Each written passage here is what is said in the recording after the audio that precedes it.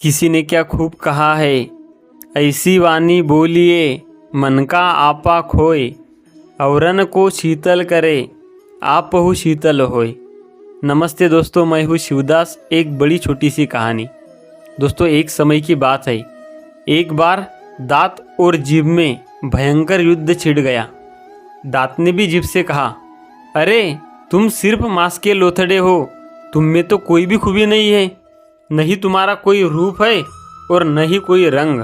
हमारे सभी दांत को देख रहे हो, कैसे मोतियों की भांति चमक रहे हैं। जीभ बेचारी ने कुछ भी नहीं कहा और वह चुप रही। दांत ने फिर जीभ से कहा, अरे तुम चुप क्यों हो, हमसे डर रही हो क्या? हम है ही इतने सुंदर, तुम हमसे जलोगी ही ना, और हम है इतने मजबूत कि डर तो तुम्हें आएगा ही।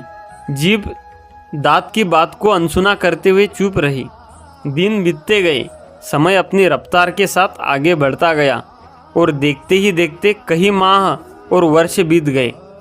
अब उम्र ढलने के साथ साथ धीरे धीरे करके एक एक दांत गिरते गए, लेकिन होना क्या था, जीभ वही जो की त्यों बनी रही।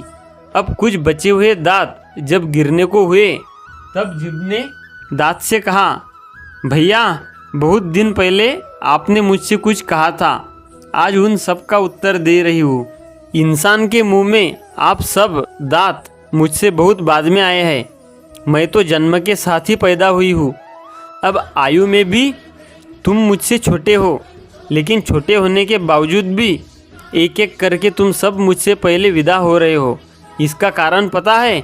दांत ने जीभ से अब विनम्र भाव से बोला, दीदी अब तक तो नहीं समझते थे, पर अब बात समझ में आ गई।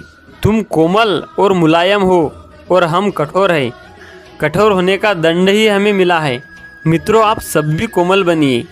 कोमल से तात्पर्य है आपका व्यवहार रूखा न हो, आपके कार्य दूसरों को सुखी प्रदान करे। जो इंसान जीभ के समान कोमल होता है, जिसकी वाणी मीठी होती है, जिसका व्यवहार कोमल तथा मिलनसार होता है, उसे सभी पसंद करते हैं और उसे कभी भी कोई छोड़ना नहीं चाहता।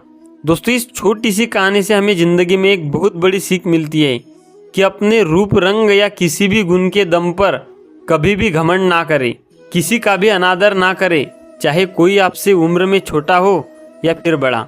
दोस्तों, याद रखिए, आप यदि कुछ अच्छा सुन रहे हैं तो वह श्री मोटिवेशन हर सोमवार शाम 7 बजे मेरे इस पेज पर देखिए एक नई कहानी।